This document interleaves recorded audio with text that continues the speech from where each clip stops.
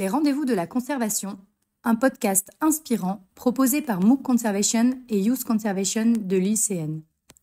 À travers des interviews d'acteurs engagés dans la conservation, nous souhaitons informer, former et inspirer tous les passionnés de la nature qui s'impliquent dans la protection de l'environnement.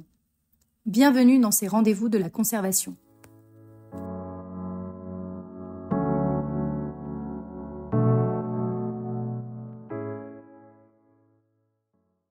Bonjour Bertrand, je suis ravie de vous recevoir aujourd'hui pour un nouvel épisode de notre podcast Les rendez-vous de la conservation. Bertrand Chardonnay, vous êtes français, vétérinaire de formation et chercheur. Vous êtes aujourd'hui consultant indépendant et avez publié de nombreux écrits sur les stratégies de conservation de la faune en Afrique et notamment sur des sujets tels que le suivi écologique, la lutte contre le braconnage et les aires protégées. Voilà, donc ça c'est une introduction assez, je dirais, brève, qui résume très mal plus de 30 ans passés en Afrique. Donc je vais vous laisser la parole, Bertrand, peut-être avec une première question qui serait de nous raconter un peu votre parcours depuis votre formation vétérinaire jusqu'à votre sujet de prédilection qui est la conservation de la faune en Afrique. Je vous laisse la parole. Merci. Bonjour Hélène, bonjour à tous. Bon, c'est une vaste question hein, qui est pas si facile. Bon, disons que au départ, j'avais connu l'Afrique par des vacances et des stages. Ça m'avait bien plu. Hein. Quelque temps après, donc j'ai eu l'opportunité d'avoir un poste pour encadrer de l'élevage villageois de moutons et de chèvres au Togo. Donc c'est un petit peu loin de la conservation, mais c'était en plein dans le développement. Et en fait, il se trouve que le développement est une excellente porte d'entrée pour la conservation. Donc, dans ce poste, bon, j'ai eu la chance de commencer au Togo, bon, qui est un pays que je dirais éminemment sympathique, avec des gens éminemment sympathiques. Je suis d'ailleurs toujours en contact 40 ans après avec eux. Donc, c'était l'occasion de découvrir l'Afrique un peu plus profondément. Alors, je dirais pas de la comprendre, parce qu'il faut beaucoup plus d'années que quelques années pour la comprendre, mais au moins de la connaître un petit peu, de l'apprécier et d'avoir envie d'en faire plus. Et alors, dans le cadre de ces élevages de moutons-chèvres, il se trouve à ce moment-là au nord du Togo qu'il y avait une réserve d'éléphants. Et quand on rentrait, quand on avait fini le soir, on allait voir ces éléphants à quelques kilomètres de nos élevages de moutons et à quelques kilomètres de notre campement. Et donc, cette intégration entre l'homme, l'animal, le développement et les communautés et des gens sympathiques a fait que je me suis intéressé à tout un tas d'autres choses et que j'ai fait ma première publication qui était sur les éléphants du Togo. À l'époque, il y avait une revue du CIRAD qui s'appelait à ce moment-là l'Institut d'élevage et de médecine vétérinaire des pays tropicaux. Et cette première petite publication sur les populations d'éléphants du Togo m'a mis en contact avec des gens qui m'ont proposé autre chose. Et de fil en aiguille, j'ai commencé comme ça.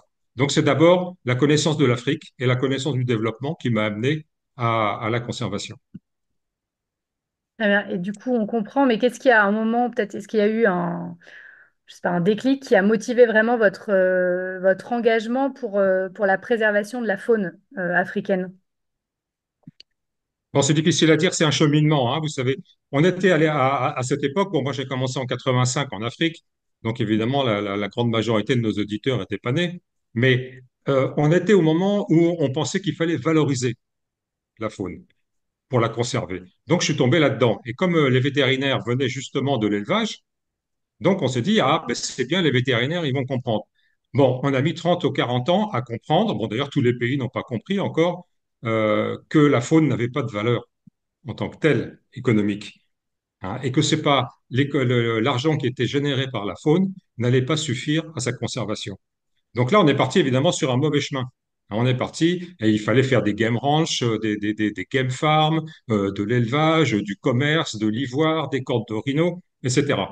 Et en fait, c'était comment ça s'appelle? On dit un dead end, un mur. Bon. On est parti dans le mur, qu'on le voit bien on le voit bien en Afrique du Sud. Ils ont fait des fermes de gibier au départ pour produire de la viande. Aujourd'hui, les fermes de gibier, dans leurs revenus, la viande, c'est moins de 1%, c'est même moins de 0,5%. Donc, on voit bien qu'il y a eu un rééchelonnement un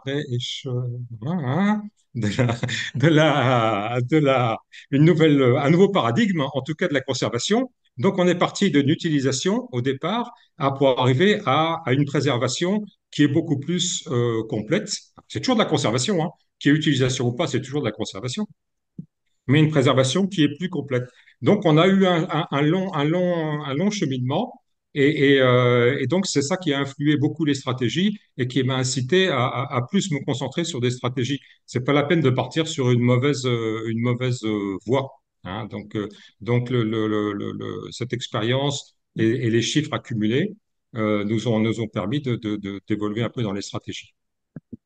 Ouais, justement, transition, on va parler justement de cette stratégie de conservation de la faune en Afrique. Selon vous, quels sont aujourd'hui les principaux enjeux de conservation de la faune en Afrique? Évidemment, c'est une question très vaste. Bon, je crois que si, effectivement, c'est très vaste. S'il fallait retenir un point, je crois que c'est la disparition de l'habitat. Ne serait-ce qu'il y a 40 ou 50 ans, quand j'ai commencé, on pouvait faire des dizaines et des centaines de kilomètres sans rencontrer grand monde. Aujourd'hui, c'est plus le cas. Quand on prend une carte démographique de l'Afrique, et bon, il y a quasiment du monde partout, sauf dans les déserts. Donc là, l'espace qui est dévolu à la grande faune, puisque bon, moi, ma porte d'entrée, c'est quand même la grande faune, même si maintenant je fais de l'écologie un peu plus large, mais l'espace est vraiment ce qui est le plus menacé par la démographie. Bon, on a quand même des pays, le Nigeria arrive à 200 millions d'habitants, l'Éthiopie a passé 120 millions d'habitants.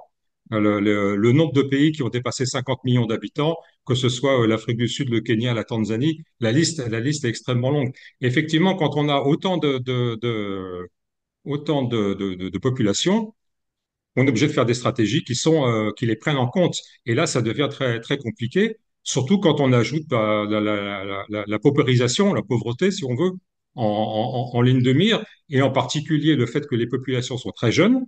Hein, on a souvent, en moins de 25 ans, 60% de la population, et qu'on a des taux de chômage qui sont astronomiques. Moi, je vois, par exemple, vous êtes en Afrique du Sud. En Afrique du Sud, le taux de chômage des jeunes est dans les 50%.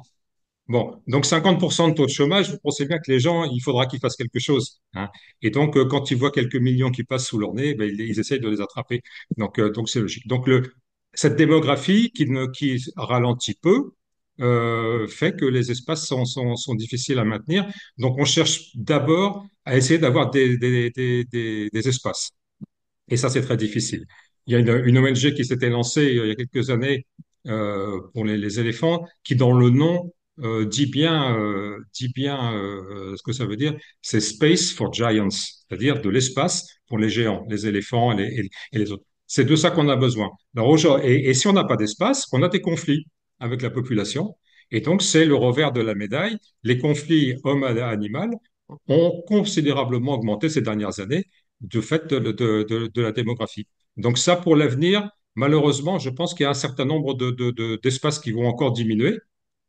Donc, quelles sont les solutions? Bah, tout l'enjeu est là. Hein. Donc, sachant qu'aujourd'hui, on ne peut pas se permettre d'expulser quelqu'un. Bon, je sais que ça a encore eu lieu ces dernières semaines en Tanzanie. La Banque mondiale vient d'arrêter d'ailleurs un projet de 125 millions de dollars parce qu'en fait, il y avait eu des gens qui avaient été expulsés. Donc, quand vous perdez un projet de 125 millions de dollars, vous commencez à comprendre. Mais néanmoins, le nord de la Tanzanie, il y a toujours eu des expulsions pour créer, alors là, assez incroyable, en 2025, des zones de chasse pour les Émirats arabes unis. Bon. Donc, on a encore des stratégies qui sont étonnantes, hein, mais l'enjeu est là. On ne peut pas expulser des gens, donc il faut que les gens le veuillent. Donc, pour le veuille, on en retombe sur Youth Conservation et Papaco, c'est que pour qu'ils le veuillent, il faut qu'ils soient informés, hein, qu'ils aient les éléments pour décider, hein, pour avoir un libre consentement de faire de la conservation. Et ça, c'est pas si facile, parce que ce que je vous disais tout à l'heure est important, la conservation, ça ne rapporte rien.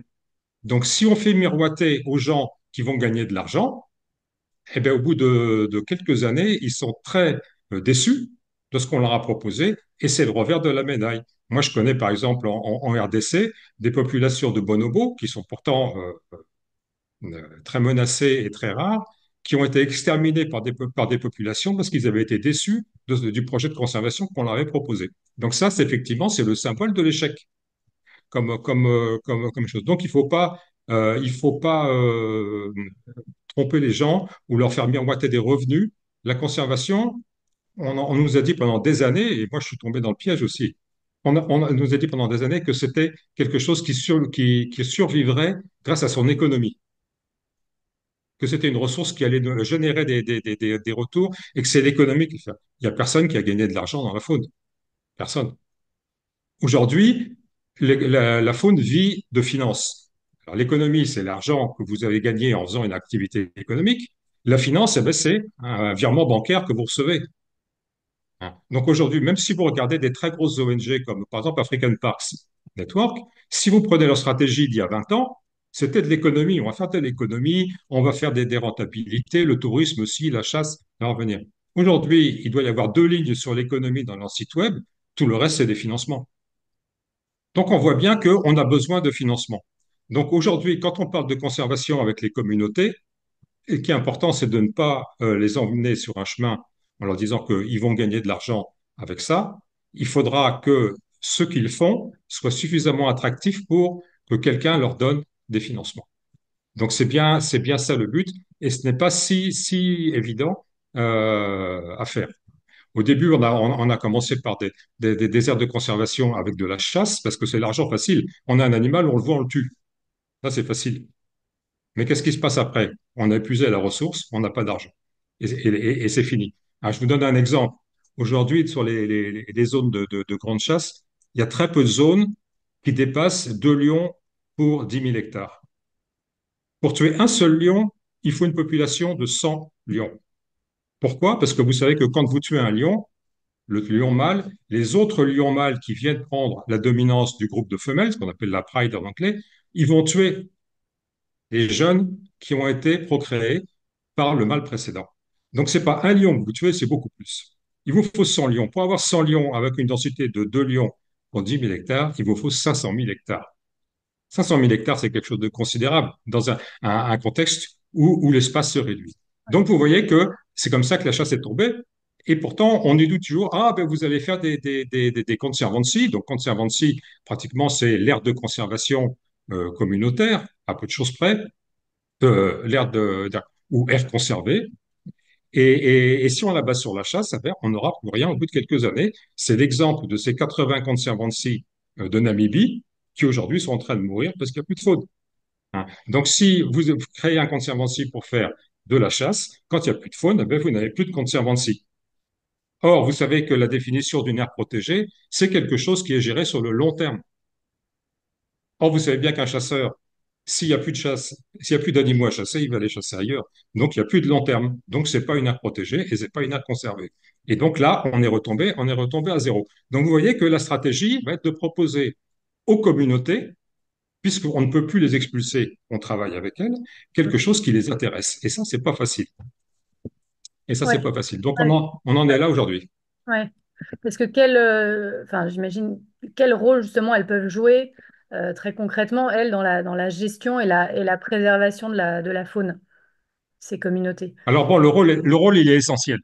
En fait, il est essentiel. Alors, c'est évidemment quelque chose qu'on a totalement négligé il y a 40 ou 50 ans. Le rôle est essentiel parce que à partir du moment où l'État ne va pas agrandir son domaine public ou privé, parce qu'il faudrait expulser des communautés, ça veut dire que le maintien de cet espace, qui a été symbolisé par par le 30-30, on voudrait 30% des aires émergées conservées à l'échéance 2030, on est mal parti d'ailleurs, si on veut ce 30-30, on ne va pas pouvoir expulser des gens. Donc, ça veut dire que c'est des gens sur place, dans leur terroir communautaire, qui vont faire la conservation. Donc, ce n'est pas un partenaire, c'est le pilier.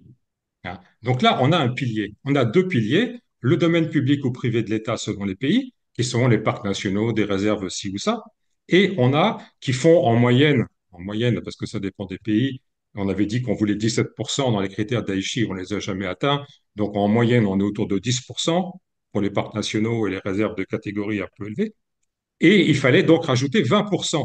C'est les 20% d'ailleurs qui étaient en zone de chasse dans la majorité de ces pays. Et donc, ce qu'il faut, c'est les pérenniser. Les zones de chasse, quand il n'y a plus d'animaux à tirer, elles sont plus gérées. Donc, ce n'est pas des aires ni protégées ni conservées. Il faut donc une conservation qui est faite sur la demande de ces communautés. Et pour que les communautés fassent une demande qui soit raisonnée. Il faut non seulement qu'elles aient l'information, non seulement qu'elles puissent décider, c'est même pas de les consulter, c'est elles qui décident. Hein. Et donc, elles décident pour elles ce qui est le mieux en connaissance de cause. Moi, j'ai vécu un cas qui est assez rare.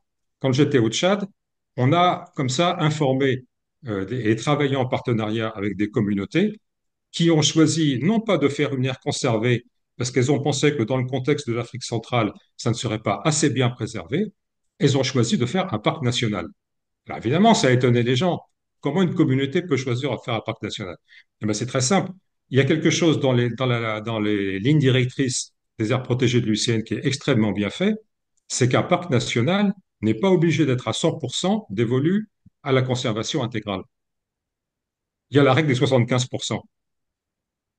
Donc, ça veut dire que la communauté, si elle permet ce classement, elle va garder des droits d'usage sur 25%. Et 25%, si vous prenez une grande surface, ça lui suffit, elle, à préserver son terroir de pression extérieure. Parce qu'il y a quelque chose qui est important à comprendre, c'est que le savoir traditionnel est ce qui est de mieux adapté pour répondre aux pressions traditionnelles. Par contre, quand les pressions deviennent modernes, alors moderne, ça peut être beaucoup de choses, mais en particulier un réseau qui est moderne de braconniers, c'est un réseau qui peut braconner chez vous au fond de l'Afrique, mais dont la tête est en Asie.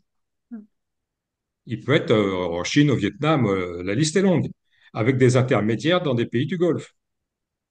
Et avec Internet aujourd'hui, les technologies de l'information, les téléphones satellites, les points GPS, etc., c'est extrêmement facile à faire.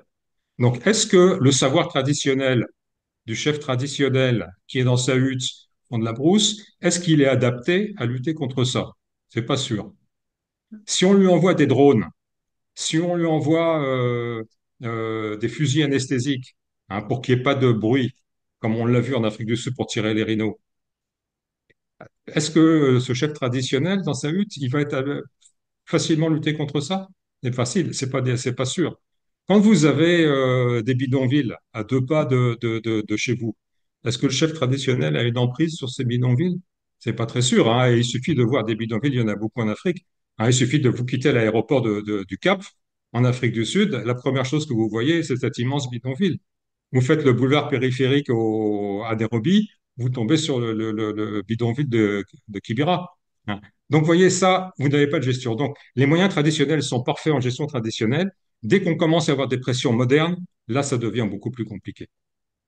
Et donc, on va l'utiliser, mais ils vont être un peu démunis. Et c'est là où on retrouve encore le besoin d'accompagnement, de formation pour les communautés. Et c'est là encore où Papaco et Youth Conservation ont encore tout leur rôle. Hein. C'est que les gens doivent pouvoir avoir suffisamment d'informations pour faire face à des pressions de type moderne. Alors aujourd'hui, on en a d'autres. On a le retour de l'ultralibéralisme qui fait que les gens vont vouloir plus de pétrole, plus de mines, plus d'or. C'est pas seulement les États-Unis, c'est également l'URSS enfin l'URSS, nos amis l'URSS et la Chine. Hein. Donc vous voyez que c'est beaucoup de pression. Est-ce que le chef traditionnel dans sa hutte va pouvoir y répondre? C'est pas sûr. Donc il faut faire un petit peu la part des choses et on va tomber sur un besoin de partenariat. Donc ce partenariat, c'est dans l'espace. On vous disait que pour avoir des lions, il vous fallait 500 000 hectares. Sinon, vous n'allez pas pouvoir en tirer un bénéfice. Mm. Moi, je vois par exemple, on a un exemple, par exemple, là, si on prend la réserve de Velgebrunden en Afrique du Sud, 40 000 hectares, il y a 14 lions. 14 lions, c'est le minimum pour faire des safaris photos. Hein, le champ de les chercher, de les trouver. Mais il faut déjà 40 000 hectares. Aujourd'hui, quelle communauté peut mettre 40 000 hectares de côté? C'est pas facile. Hein, c'est pas facile. Donc, il va falloir plusieurs partenaires qui vont s'associer. Et donc, là où les conservancies communautaires ont leur plus grand rôle, c'est pour agrandir l'espace d'un parc national. Les parcs nationaux, bon, on le sait très bien, ont souvent été mal dessinés et ont besoin de reconfiguration.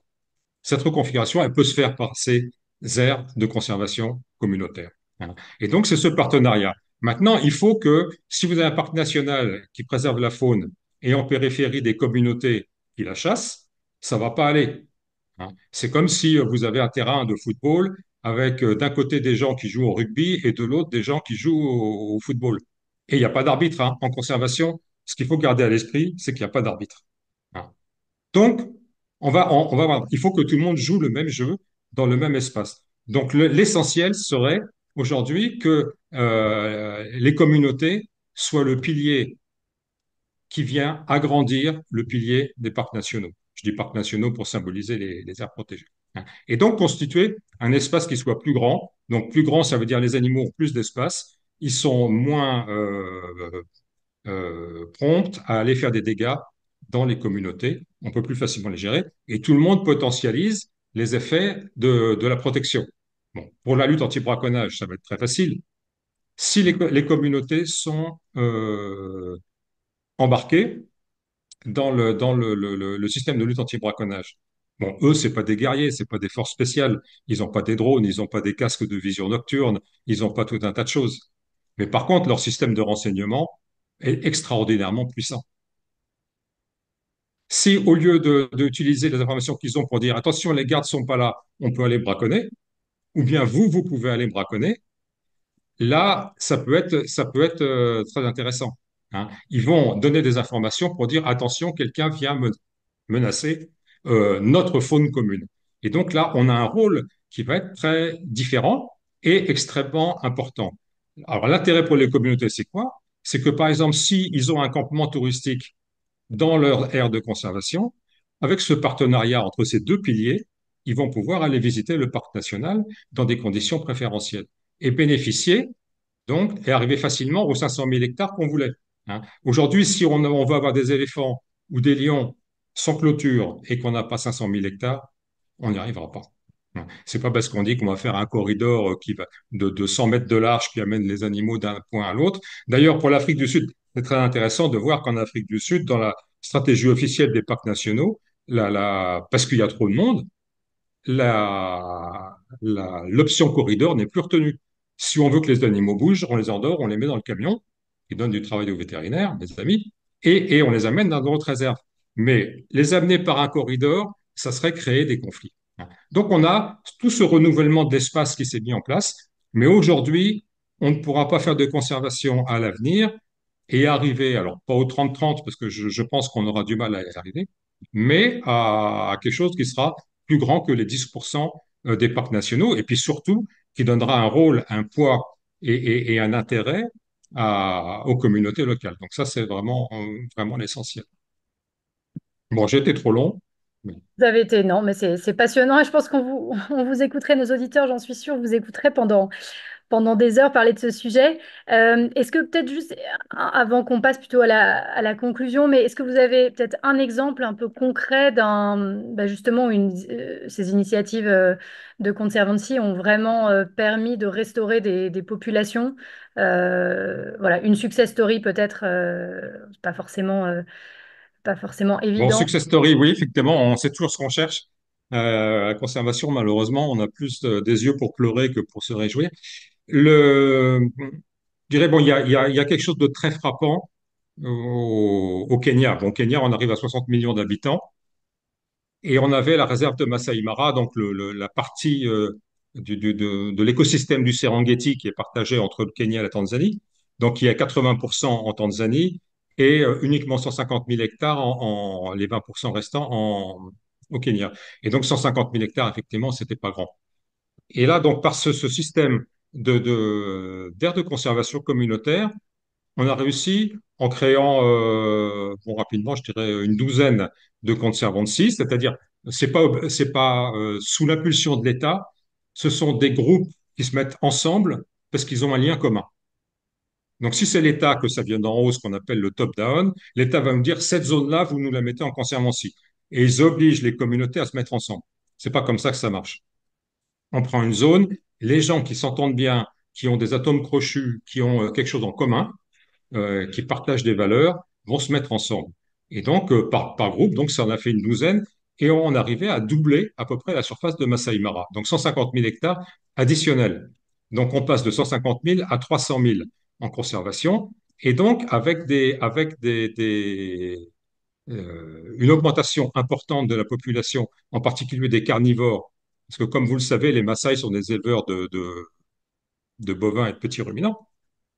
Et ils n'aimaient pas les lions. Forcément, quand vous élevez le bétail et que vous êtes dehors avec votre lance, vous n'aimez pas les lions. Donc les lions étaient poursuivis et tués. Aujourd'hui, avec le système qui a été mis en place et les revenus qui ont été générés, on a réussi à augmenter l'espace, à limiter les conflits et à augmenter considérablement les densités de lions. Moi, je vois certains conservancy au Kenya, comme Naboisho, par exemple. Je vous disais tout à l'heure qu'on arrivait difficilement à avoir plus de 2 lions aux 10 000 hectares. Eux, avec ce système, ils sont passés à 15 lions pour 10 000 hectares. Donc, vous voyez, ça, c'est un indicateur objectif, hein. C'est un vrai indicateur, c'est-à-dire un vrai comptage de lions qui vous dit que vous êtes passé de moins de 2 à 15. Ça, c'est un résultat, c'est un indicateur qui est un résultat. Mais pourquoi? C'est parce qu'on a d'abord préservé l'espace. Si on s'attaque à vraiment, si la porte d'entrée, c'est l'espace, et vous savez que les stratégies de conservation de l'UICN, c'est d'abord des aires protégées, des espaces conservés, et ensuite l'espèce qui est à l'intérieur. Si on a des petits espaces, on va avoir des résultats qui ont été intéressants. Alors, pour rester au Kenya, par exemple, sur des petites forêts, on a très bien réussi à conserver des primates, certains singes, hein, en particulier, il y a des colobes là, qui ont été très bien conservés. Exactement, c'est le cas à Madagascar. C'est exactement le même cas avec les lémuriens. Et donc là, on a très bons résultats. Mais il faut garder à l'esprit que d'abord, c'est l'écosystème qu'il faut préserver. Alors vous me direz pourquoi au Kenya ça a marché? Bon, la réponse elle est simple. Le système qui a été mis en place, ça a été un partenariat. Alors vous savez, en conservation, la grande mode c'est le partenariat public-privé. Là, c'est pas le cas, c'est un partenariat privé-communauté. C'est-à-dire que les communautés ont fait des contrats avec des opérateurs touristiques pour mettre un camp partant de milliers d'hectares sur leur conservancy. Et les terres sont louées. C'est-à-dire qu'aujourd'hui, par exemple, pour revenir au conservancy de Masai Mara, l'hectare est loué 40 dollars par an. Bon, 40 dollars, c'est quelque chose qui est important quand on sait que les meilleures zones de chasse rapportent pour les communautés 15 cents de dollars par hectare et par an. Donc, vous voyez l'écart entre 15 cents pour la chasse et 40 dollars pour le même hectare avec le truc, c'est ça qui explique l'intérêt.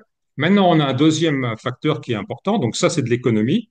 Le deuxième facteur qui est important, c'est que les communautés ont fait des partenariats avec le secteur privé pour faire des camps qui soient à haute intensité de main-d'œuvre. C'est-à-dire qu'il faut de l'entretien, il faut du personnel pour l'entretenir. C'est-à-dire que c'est pas du béton fermé avec un groupe électrogène où il faut une seule personne pour passer l'aspirateur et allumer le groupe. Donc tout est fait à la main. Et on est aux alentours de deux personnes et demie par lit, hein. Donc pour des camps qui font 20 lits, ça fait 50 personnes employées. Et le salaire est la première source de revenus, bien au-delà même de ces 40 hectares, ces 40 dollars par hectare. Donc le salaire de ces 50 personnes pour un petit camp de 10 tentes est important. Bon, vous savez qu'en Afrique, un salaire, ça fait vivre, bon, on dit 8 ou 10 personnes, hein. Donc, vous voyez que ce seul camp fait vivre directement 500 personnes. Ces 500 personnes n'ont évidemment pas intérêt à braconner ni leurs proches. Vous multipliez par le nombre de camps et vous allez avoir un intérêt qui est important. Maintenant, on arrive au volet financier. On a un intérêt, c'est que les finances pour la conservation sont limitées. Il y a pas, aujourd'hui un des gros problèmes, c'est le manque d'argent en conservation. Pourquoi? Parce qu'avec les pressions modernes, je vous parlais tout à l'heure des pressions traditionnelles et des pressions modernes, les pressions modernes, le coût de la conservation, de la protection a considérablement augmenté. Aujourd'hui, quand on a des éléphants, on est aux alentours de 12 dollars par hectare et par an en frais de gestion. Il y a 20 ans, c'était 2 dollars. 12 dollars. Si vous avez des lions, compte tenu des dégâts de l'organisation, il faut faire des enclos, préparation. Bon, maintenant, on met même plus des lumières électriques sur panneaux solaires pour préserver les animaux pendant la nuit. On arrive à 25 dollars à l'hectare. Ça, l'économie de la conservation ne peut pas le financer. Il faudra des financements externes. Les financements sont limités, même pour les parcs nationaux. Donc, pour faire les 30%, et c'est tout le problème du 30-30, c'est qui va financer les 30%? Personne ne s'est proposé aujourd'hui. Or, si on parle de conservancy pour la grande faune, il faut avoir de l'argent. L'intérêt des communautés, c'est qu'elles peuvent demander, et elles obtiennent, des fonds pour le développement additionnel. Ce que, par exemple, la chasse ne peut pas faire.